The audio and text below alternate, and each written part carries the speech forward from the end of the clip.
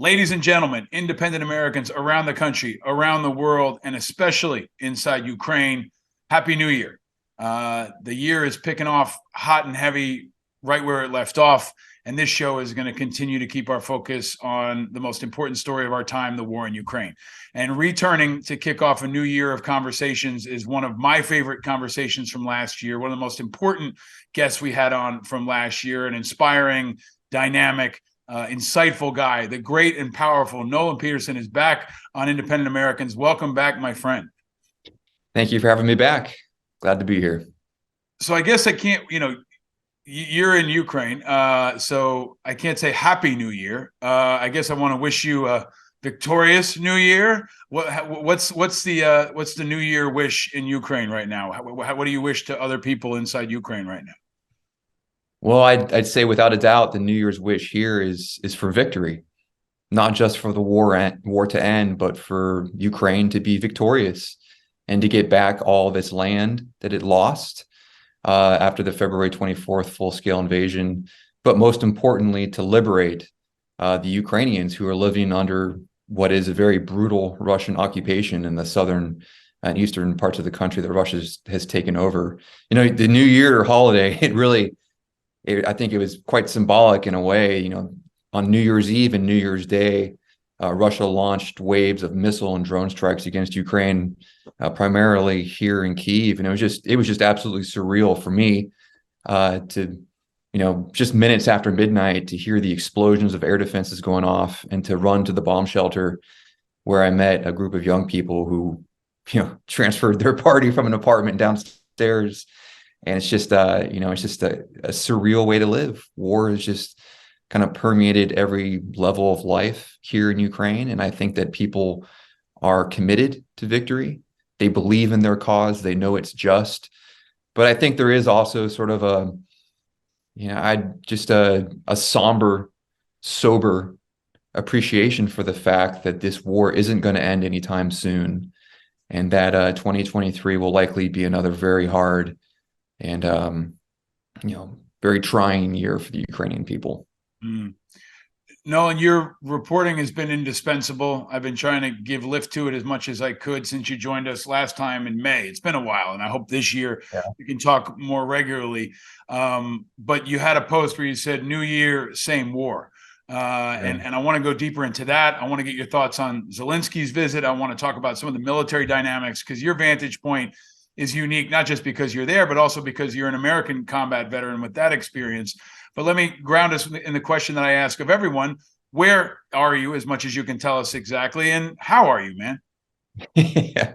Well, I am in my apartment here in Kyiv, the capital city of Ukraine. And as you can see, we have power tonight. We have internet. The heating is on. So despite Russia's determined attack against Ukraine's power grid, we're still operating over here as usual. I'm doing okay. It's been a hell of a year. Like you mentioned, I'm a veteran of the U.S. Air Force. I was a pilot in special operations, served in Iraq and Afghanistan, and then I embarked on a career as a war correspondent after I left the military. But this year, it's just been, for me personally, a completely sort of alien experience to go through a war not as a combatant or simply a witness like I was as a journalist, but to be somebody whose family is caught up in the war, to sit in my apartment and listen to artillery, to sit at home where I am with my wife and to hear gunfire outdoors and to hear Russian missiles, cruise missiles landing in our neighborhood just blocks away, to fear for my wife's life. It adds a whole nother layer to my understanding and appreciation of war that I rarely felt serving in the U.S. military, because our wars, obviously we're halfway around the world. So I think that, this year I really have learned to appreciate and have a lot of empathy for the civilians whose lives are upheaved by this war or any other. Nolan, I want to go deep into that, because you've been writing about it and doing video about it, but I want to start with kind of a top line here. You track on the U.S. media, you're active on Twitter. To start this off, what do you think the American public specifically is missing When you're over there walking around and you're reporting and you could scream from the mountaintops and you want everyone to understand this is what you're missing. Maybe it's one thing, maybe it's multiple things, but Nolan, what do you think the American public is missing about what's happening in Ukraine now?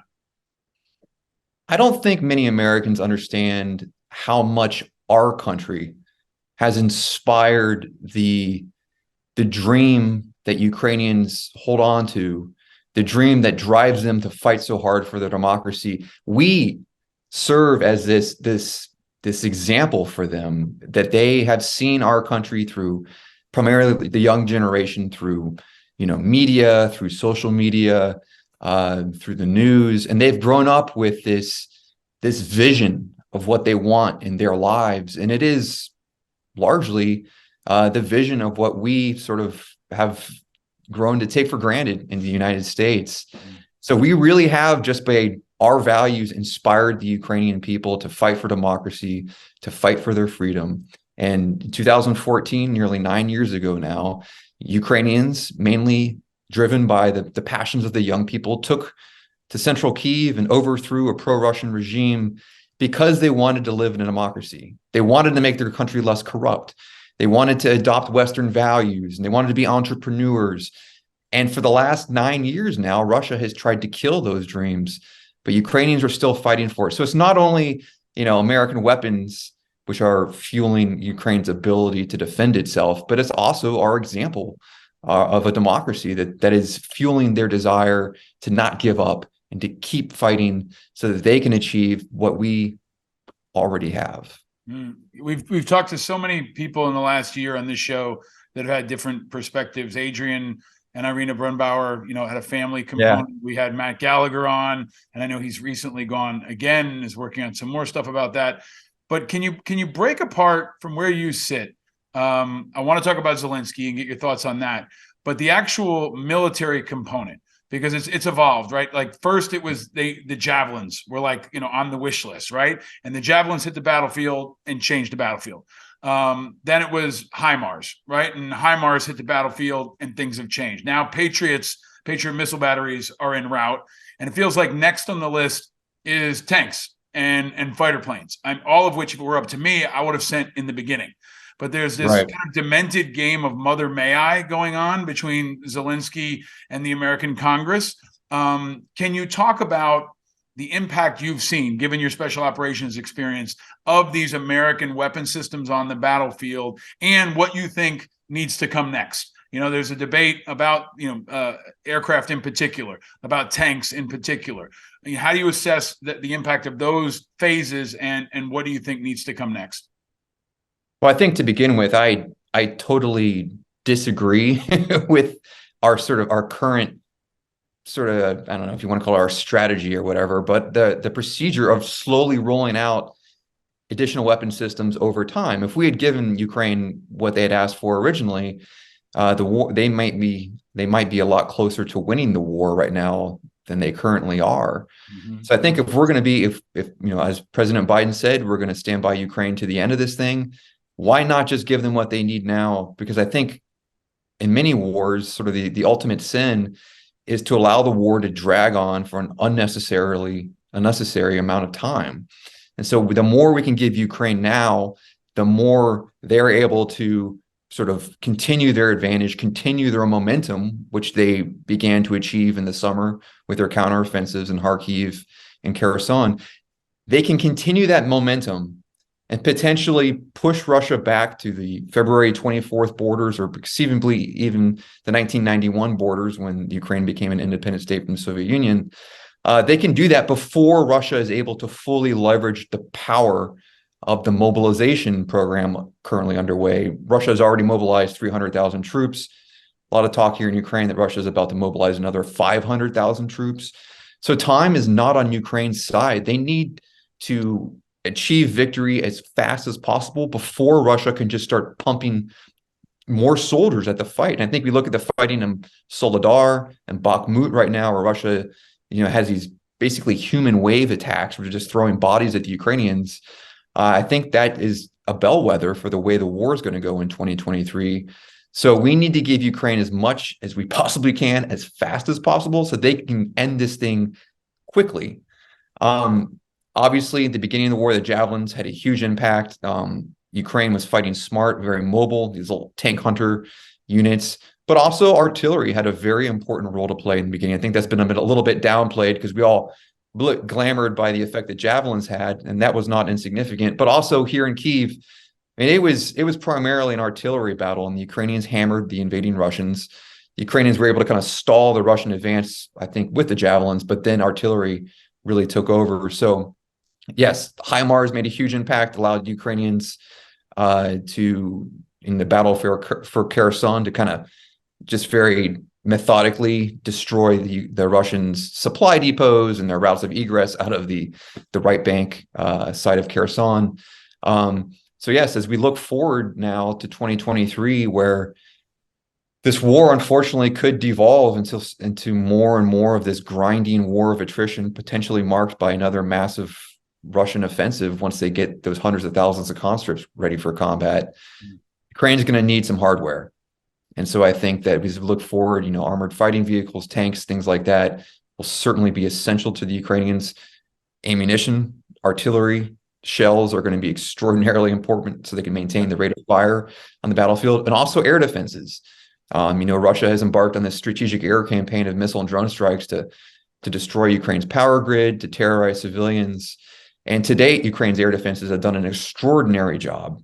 And absolutely, I don't think anybody would have expected February 24th that Ukraine would be shooting down, almost 100% success rate at this point with the Shahids, the Iranian exploding drones that Russia is using, but a very high rate of success against cruise missiles too. So in order to maintain that rate of success and keep the lights on, Ukraine's going to need more and more air defense support as well. Nolan, are people pissed about this? Are you pissed about this? I mean, I'm pissed about it, right? Like the idea that Zelensky is in the war for freedom and he has to come hat in hand and beg and plead for 1 off, 2 off, give me this, give me that.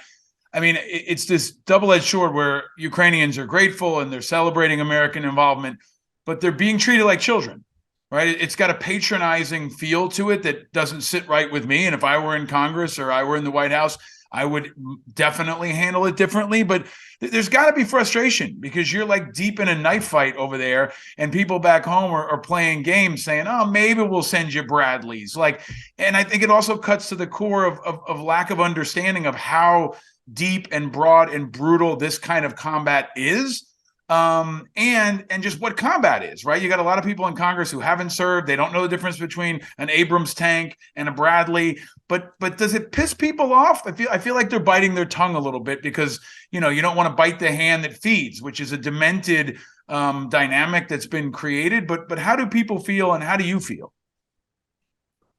Well, I think, I can't speak for the Ukrainian nation, but from the people I know, the soldiers and civilians, with whom I communicate with my family.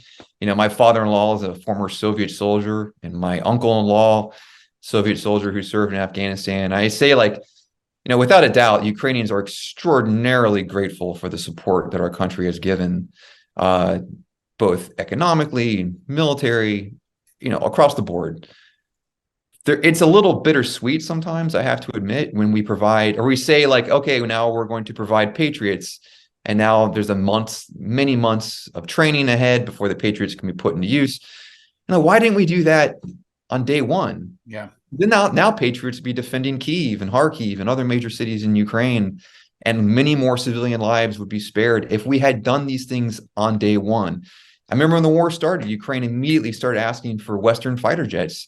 And the main argument against it was, it'll take 6 months or a year to train them. Well, here we are, almost a year later. Ukraine could conceivably be fielding F-16s at this point if we had made the decision earlier. And so, to me, it just doesn't jive, to be honest. When we say, on the one hand, we're going to be with Ukraine until victory, we're not going to back down. We've got, sort of unbreakable support for Ukraine.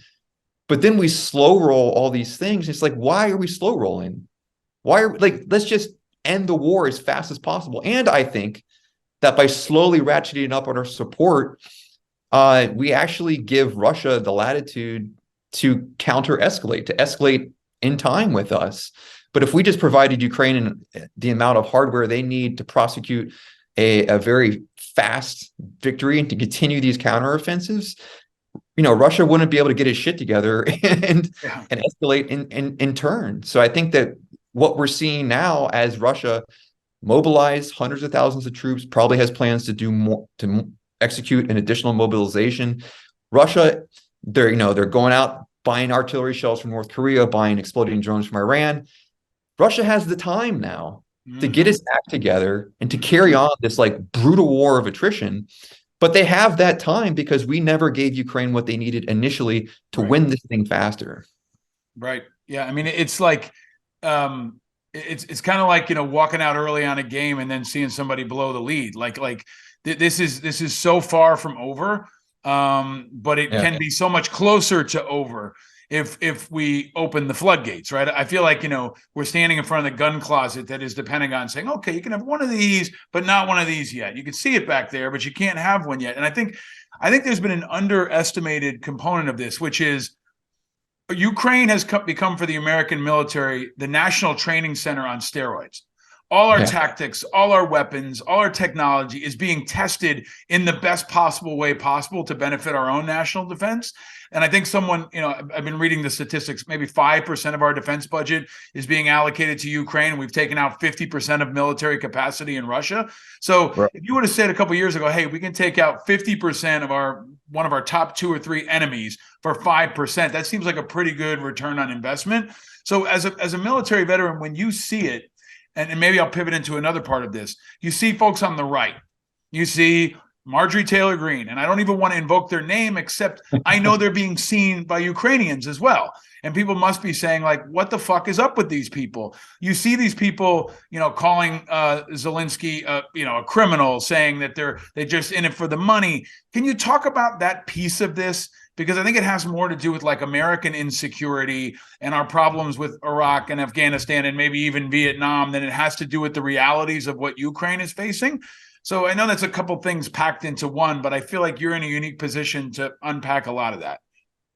Yeah. Well, I tell you what, after the war began, my Twitter following went from about 30,000 to now 550,000. Right. And because of that, every time I see these idiotic comments from certain personalities, media personalities and political, lawmakers in the United States, I get this itch to just vent, but I rarely do. I think it's always better to just make declarative statements about the truth rather to get involved in these back and forths. Mm. But to your point, I think as Americans, we're spending a lot of money in Ukraine. I think it's totally acceptable and right to have honest conversations about the utility of this aid. How is it in America's interest? I get that. Like I live here in Ukraine. I'm emotionally invested. My family's here. For me, it's a moral duty. But to many Americans, it's a very abstract concept, very abstract conflict potentially. And so I think President Biden probably could do a better job to explain why this war is in America's national interest, the moral duty we have to support Ukrainians.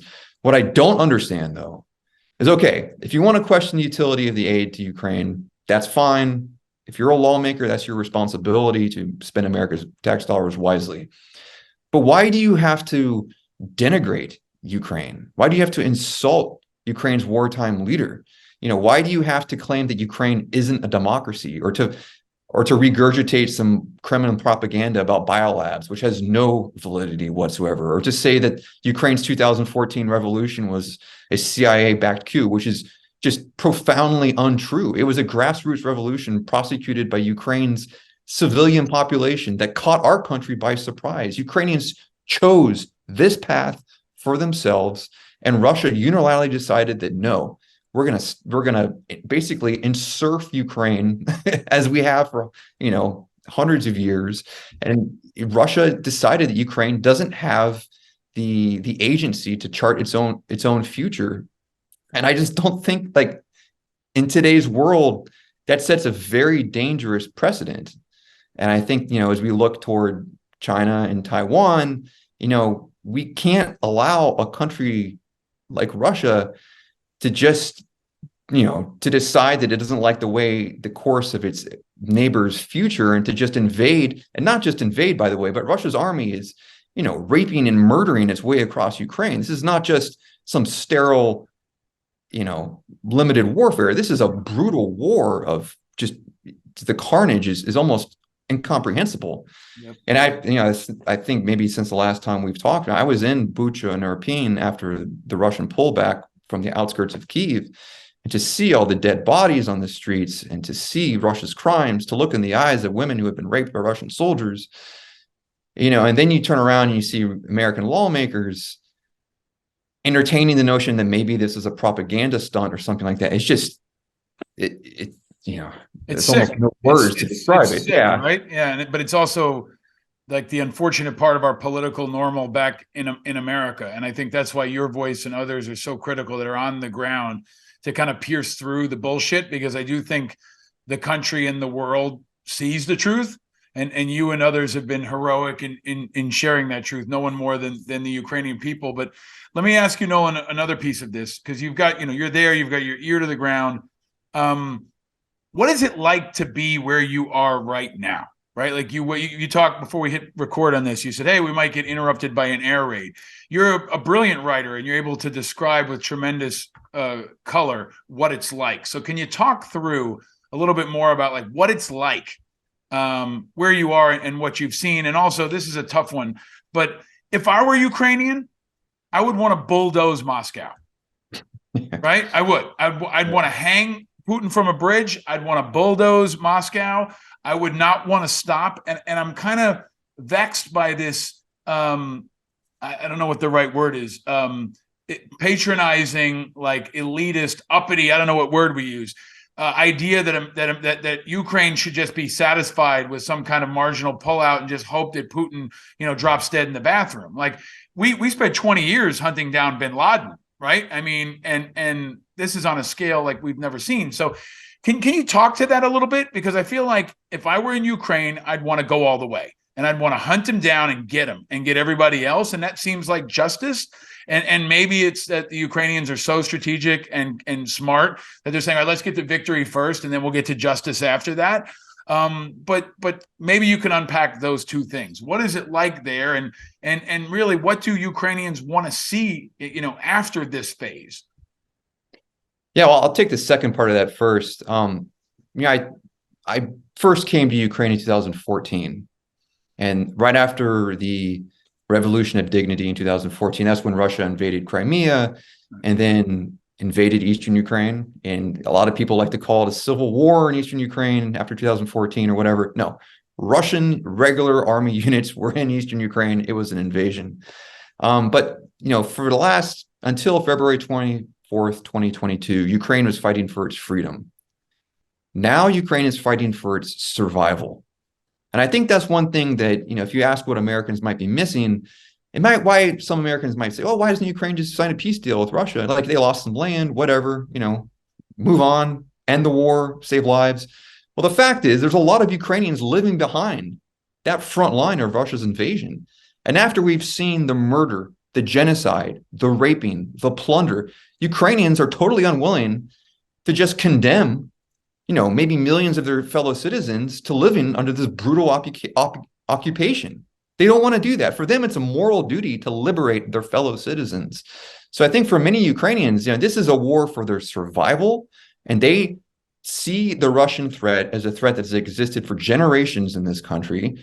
And they perceive this war as an opportunity to once and for all gain their freedom, push Russia back, and chart their course with a westward trajectory to become part of the West, become part of Europe, and to put their Russian past behind them once and for all. They see this as their moment to establish themselves as a sovereign country, a democracy free from Russian overlordship. So this, to the Ukrainians, is an existential fight that will determine their country's future. And that's why they're not willing to just throw up their hands and quit and sign a peace deal, because they want to survive. They want their country to survive, and they want to stop this wholesale slaughter of their people. You look at images of what's going on in Bakhmut, Mariupol, what happened here on the outskirts of Kyiv. It's hard to find the right words to describe it, but there's really no other parallel besides what the Nazis did in World War II. It's just a wholesale slaughter of the Ukrainian people. And I think it fuels the Ukrainian people's rage, but also the determination to not take the easy way out, but to see this war through to its conclusion the conclusion, which will guarantee that their children, their grandchildren, won't have to fight this war again, that this will be the end of it. I think that's what drives Ukrainians. As far as life here, like what I kind of mentioned when we began, I had previously my experience in war zones, as a special operations pilot in Iraq and Afghanistan. You get used to the, indirect fire alerts, you get used to the dangers. As a war correspondent, I've reported from Iraq, Afghanistan, and here in Ukraine, and you get used to the danger to yourself, and that's something that, with experience and good training, you learn to deal with. But there's really no way to ever prepare for being in a war zone, to be facing lethal dangers with your wife beside you. Mm-hmm.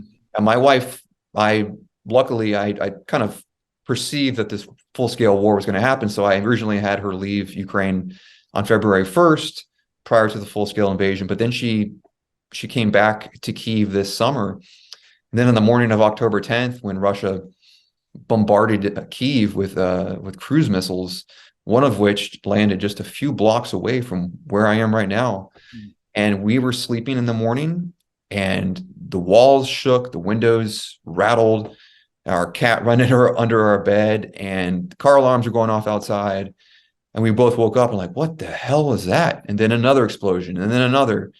And I just grabbed my wife's arm, ran outside, ran to the bomb shelter while explosions were thundering outside, not knowing if one was going to hit near us.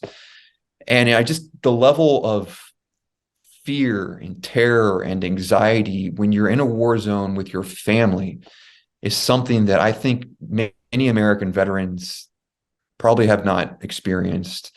And it really adds just a whole nother level of fear that I had never experienced when my own life was on the line.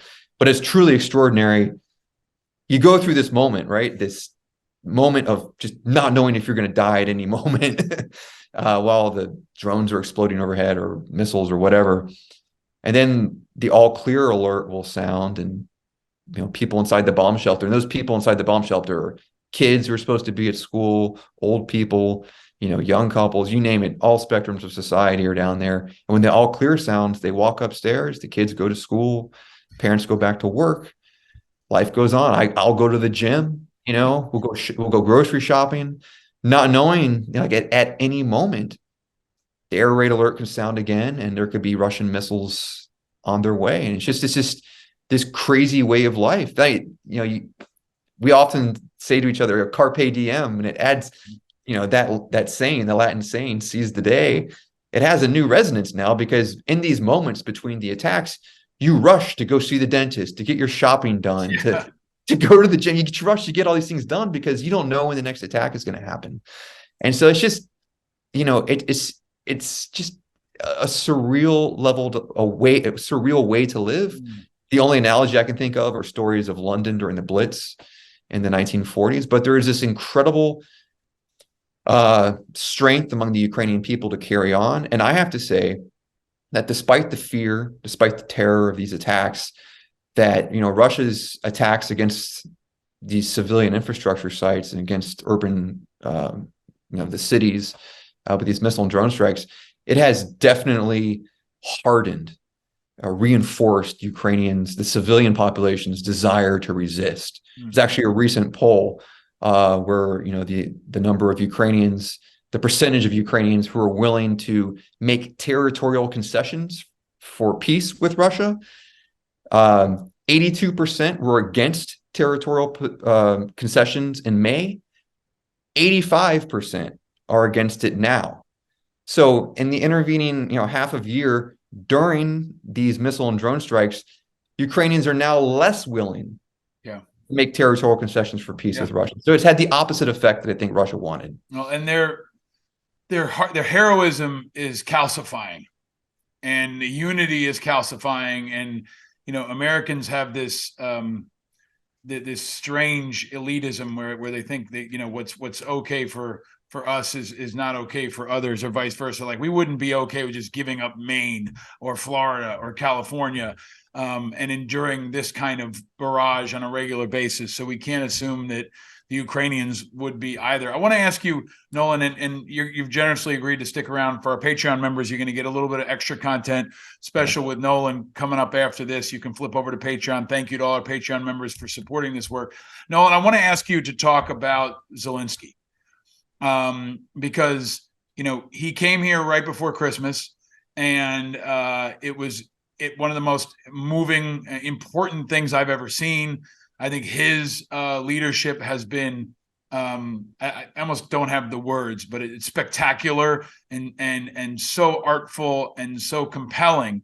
But can you talk about what that looked like over there? Was it just another day for Zelensky going to another world leader? We had this vision of Pelosi with the Ukrainian flag, him meeting with Biden, walking in fatigues, basically. And, some folks in the media were criticizing him, saying, he should have worn a suit. And I thought it was actually a brilliant political move, because he looked like you look right now. He looked like guys and gals that I served with in Iraq and Afghanistan, but on a much bigger stage. Can you talk about what that whole thing meant, in the historical context, but also for people in those bomb shelters?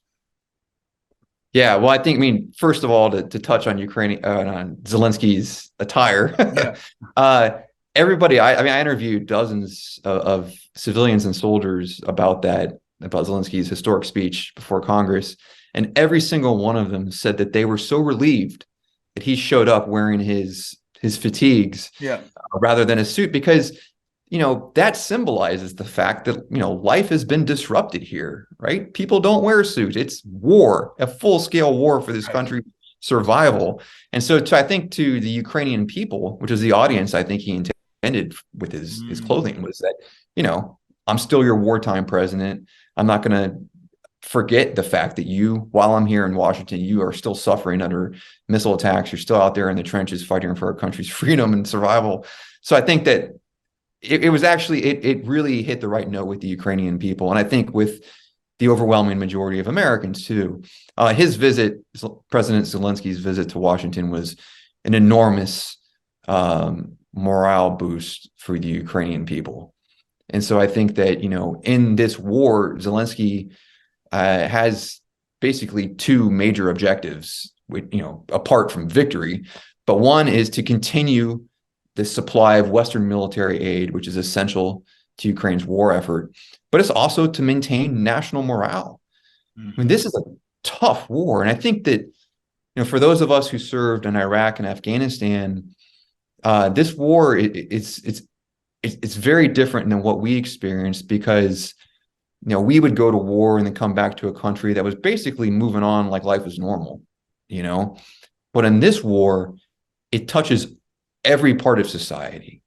Everybody, every soldier on the front line has a family back somewhere hiding in bomb shelters under Russian missile and drone attacks. Every corner, every inch of life in Ukraine has been affected by this war. And so for that reason, Zelensky's heroic leadership has been essential to Ukraine's ability to sustain the fight and to turn the war in its favor.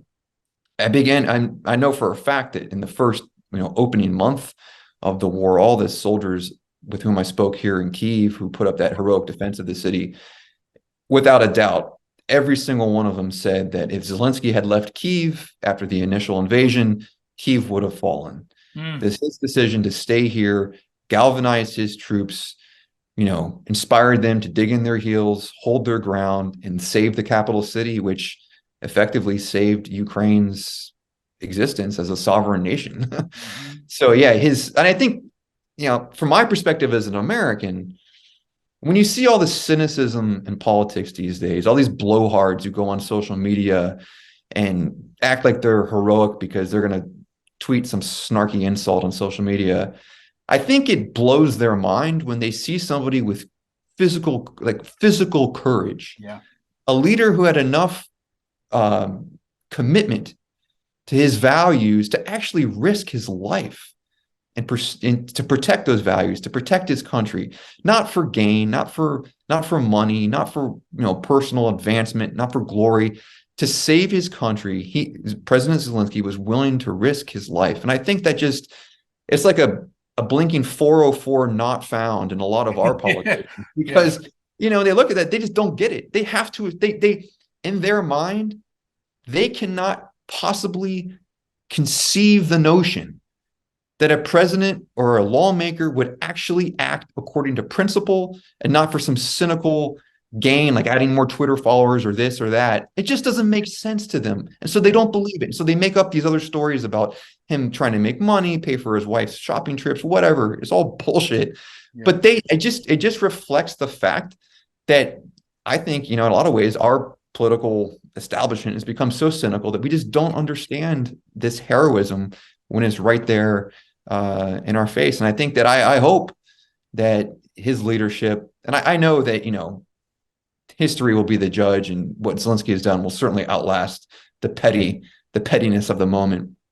But I hope it does inspire us because God forbid one day our country is facing a fight as existential as the one Ukraine is facing now. I hope we have a leader like Zelensky who is willing to put principle before personal advancement and do what's right for the country like Zelensky has for Ukraine. Here, here. Is Florida your home state? It is Sarasota, Florida. There's some leadership voids down there, and I wish you would run for office or you would serve in government. We'd be lucky to have your perspective and your vision and your words. I mean, you have such a powerful way of articulating not just what's happening, but the moral imperative of what we're seeing. I asked you last week over Twitter for some recommendations on ways people could help. You recommended for me Ukrainian aid ops that I tweeted about for my birthday. I said, save the flowers and the tweets and donate to some Ukrainian charities. You also gave me another great one, which was signmyrocket.com. And you were going to before we got started, you showed a photo of a rocket that you put together. So the way this works is you can actually have an artillery shell signed with anything you want and sent to Russia with love. And it's signmyrocket.com. I'll put a link to it in the show notes. But do you want to share that one with us, Nolan? Yeah. So it's I'm sure everybody's familiar with the famous retort by the Ukrainian defenders of Snake Island when the Russian warship asked them to surrender. They said, Russian warship, go fuck yourself. And so to help my family, as a Christmas present to my family for the holiday, I had I don't know if it's reversed here or not. No, we got it. If you're watching on video, if you're not watching on video, it's a good time to go over to YouTube and subscribe and watch these interviews on YouTube. But it says, can you hold up one more time, Noah? It says, go fuck yourselves from the Petersons, and that's going to the Russian front with love from Nolan. Dude, let me ask you one last question, and then again, thankfully you're going to stay over for Patreon members. You got to stay there, like these stories of like Vietnam vets, and I think like even after World War II, folks who married someone and stayed in France, right? I mean, it's for me. I've said this before. I feel like Ukraine is more American than America right now. And I live in New York for a lot of reasons, but because I feel like much of it represents the best of what this country can be. And I've lived in other places. But for you in your heart, is it going to be hard to go back to America? It was hard for me to come back to America after being in Iraq. But for you and your family, I mean, maybe you don't know yet, but what are you thinking? Are you going to stay there? Well, I think my wife and I will make America our home eventually. I think that I've been here for almost a decade now covering the war. And I think it's important to come home and to not, to transmit these stories to Americans, but also I hope to help prepare our country for this new era of threats that we face. Our generation of wars, 9/11 wars are over, and we're in a very dangerous world right now. And if my experiences here in Ukraine over the last decade can do anything, whether it be help prepare civilians, help leverage the attributes of our veteran community to contribute in a time of crisis, or to impart lessons I've learned from the battlefield to help our military prepare for the next war. It would be an honor to be of service to my country based on what I've learned over here, but it's going to be so hard. I'll never fully leave. At most, I'll probably divide my time between the United States and Ukraine because, half my family lives here now. And I think, something that many veterans can appreciate is when you leave military service, particularly if you've deployed, when you enter civilian life, it's very common to feel kind of alone. And I think in this age of social media too, it exacerbates this sense of loneliness. And when you leave the military, you lose this sense of tribe, this sense of purpose, this sense of identity that is really unique, I think, to modern society. And so when I first came to Ukraine in 2014, as a combat veteran, I came here and I felt like every person I met was me. Sometimes I remember going to grad school after I left the military in America, I just felt so out of place. Like I just was speaking a different language with my fellow students and with other civilians. And sometimes it felt like civilian life like was living like in a foreign country. But coming here to Ukraine, I felt at home because everybody here believes so strongly in freedom and democracy and everything our country stands for, and they're willing to fight for it. They're willing to die for it. And I felt this instant commonality, this instant connection with the Ukrainian people, and it really inspired me. And it kind of re-energized, or it sort of replaced that sense of purpose and community that I thought I had lost when I left the military. Well, you're truly a heroic voice. You're the best kind of independent American. You have that great spirit of revolution and rebellion and the future and all the things that we look for in our country and we root for in others. And I'm going to put this down as a marker. Maybe one day Wes Moore will be president. I've said this before. It could happen. You'd make a hell of an ambassador to Ukraine. One day you would be a brilliant American ambassador to Ukraine. If this thing comes full circle like it could, and maybe one day, my family and yours can have dinner in Kyiv and we'll celebrate the great victory. But there's a great day in the future where this could come full circle and you could be continuing to serve both sides of this. I'm really grateful for your friendship, for your leadership, for your voice, for your work. And to everyone that you touch and everyone that you give voice to, my friend. You've been really such an important leader during this time. And I hope you'll come back again a lot this year. We can continue these conversations. And until then, I hope you stay safe. And Slava Ukraini. Geroyam Slava. And thank you for having me on. It means a lot. How do you say stay vigilant in Ukrainian? Do you have any idea? You say "Будьте осторожны," be careful. Будьте осторожны. That's my mutilated version. Excellent. Okay. Будьте осторожны. Thank you, my friend. All right. Thank you for having me on. I appreciate it.